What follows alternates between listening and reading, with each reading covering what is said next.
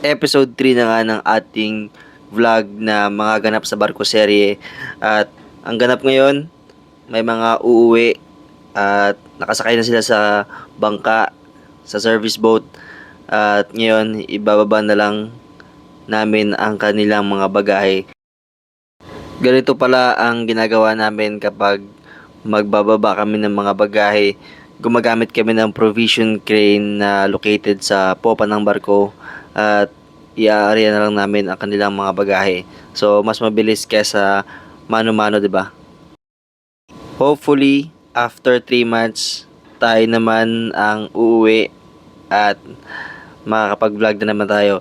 So, yun nga, hindi ako masyado nakakapag-upload ng mga vlog kasi nga 30 gig lang yung internet namin dito sa barko kada isang buwan and medyo mahal kapag magpo-purchase ka ng internet. So, tiis-tiis muna tayo guys dahil malapit na rin tayo umuwi. So, makakapag-upload tayo ng mas marami pang mga videos, yun, daily life sa bakasyon, ganyan. Dahil nga may mga off-signers kami, syempre, automatic na yan, meron kaming mga on-signers at nadagdagan pa. Nadagdagan kami ng 2 AB na painter. So, ang main purpose nila dito sa barko is mga tok ng kalawang, maintenance, ganyan.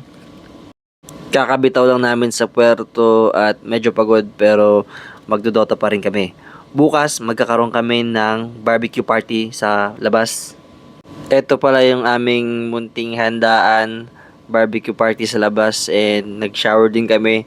Nagbukas kami ng hydrant sa labas, yan. Maraming pagkain, masaya yung mga crew. Yan o, basang-basa kami. Binasa rin nila ako.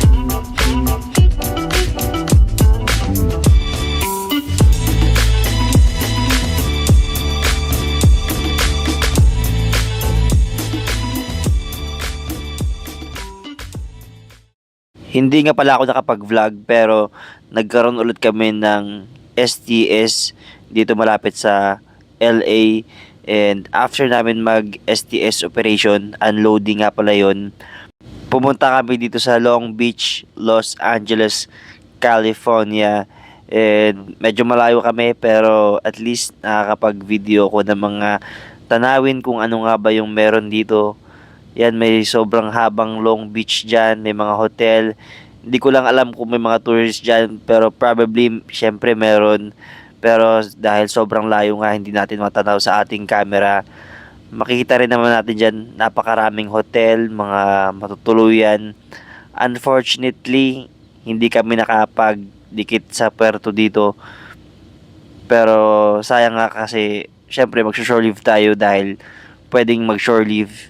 Dahil yung sister vessel namin nakalabas sila and nakapunta sila sa Hollywood and sa Walk of Fame, pero it is what it is, wala tayong magagawa. During bunkering operation, pag kumakarga kami ng mga bunker, may dumidikit sa amin na barge, yan, malaking barge yan, and ang ginagawa nila, nagsusupply sila sa amin ng mga bunker and diesel. Medyo matagal din yung operation na to, pero dahil kailangan na namin ng bunker fuel. Pagkatapos ulit ito, babalik pala kami ng Mexico.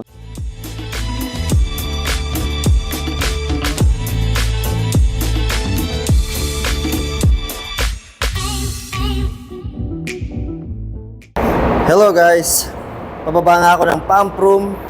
Magkakaroon na naman ako ng inspection dito sa loob ng pump room. And ngayon, nandito na naman ulit kami sa Mexico. And I have a new hat. Pinalit ko yung coverall. And ito pala ang itsura ng aming pump room. So, this is just a second platform and marami pa tayong bababain. Ganyan pa kalayo yan. Ganyan nakataas yung binaba ko. At bababa pa rin tayo. O, diba? May bago tayong sombrero. Pinalit ko lang yung mga bago kong overall dahil nga 2 months na pauwi na rin ako. Hindi ko na rin gagamitin yung mga cover. Nandito na ako sa level ng ballast treatment. Ito yung filter. Yan, sa ballast din to. Dito na ata yung UV reactor. Yan. Tapos, bababa pa tayo para makita ang mga cargo pumps, ballast pumps. Ngayon, loading operation naman kami. Yung gumagana lang na pump is yung ballast pump. So, iti-check natin kung okay lang. Kung may leaking ba. Ayan. Medyo maingay. Ayan ang ballast pump namin.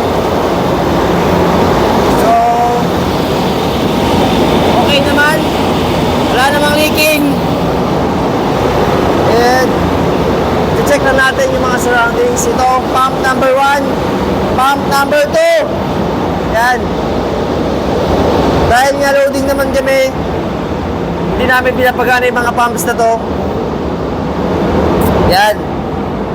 So, as far, so okay naman, wala namang mga leaking. Gagamitin natin ang flashlight.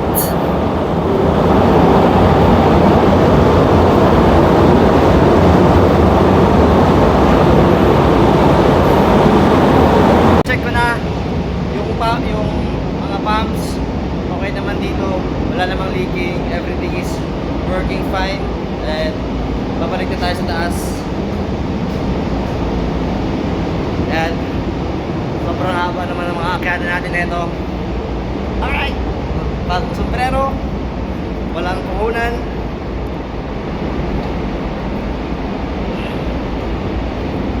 So yan. Sobrang mukha lang siyang mababa sa camera pero nakakapagod to akitin guys. At saka mataas to. Alright. Ayan, second platform na. Nakatatlong balik na rin kami dito sa Salina Cruz, Mexico. At bawal talaga yung shore leave dito. So pwede lang kami mag-order, ganyan, ng mga soft drinks, pagkain. Ganyan. Maliban sa pagdodota dito sa barko, meron pa kaming isang libangan tuwing meron kaming free time. Siyempre, basketball. So ito, nagti 3x3 kami.